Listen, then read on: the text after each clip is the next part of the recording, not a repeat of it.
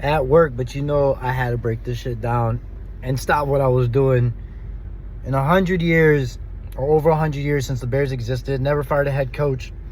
It took a Lions 30 seconds, not getting a field goal, not getting a play call. It took a Hail Mary. It took getting Fields out of here. It took being pretty much 6 games losing in a row. It took all the players talking shit, rather if it's in Chicago podcasts, rather if it's interviews after the game. I think Gordon was like, what'd you think about the players or what the coach? He's like, ha, ha. It took this long, and then a national TV embarrassment to the Lions, who were about to choke, and then the Bears said, we're the professionals, we choke, we're Hall of Famers, you can't out-choke us in games. And that's what happened. You had the face of Matt Eberflus looking dumbfounded. You had Dan Campbell pointing at the clock like, that's 0, right? Or there's 1 second left. That's how much crazy it was to the ending of that game. I get it. Caleb was a rookie. I said that yesterday.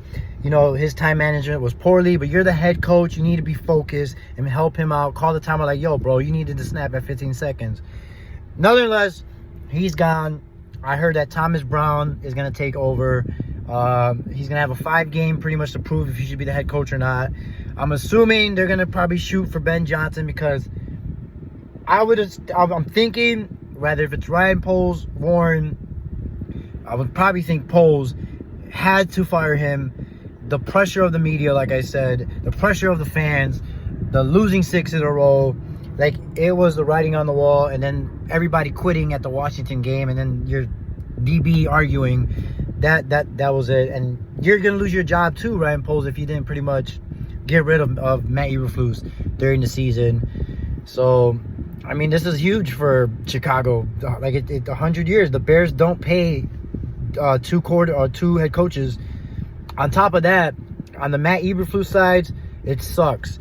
But you are making hell of money. You are making $1 million to coach football, but you don't want to get canned after Thanksgiving. So he's probably going to get a defensive coordinator job next season or the season or two, because the Bears did have a solid average defense under his reign. I do wonder who's going to take control of the play calling and defense. Let me know in the comments below if you guys know. But he's going to be all right.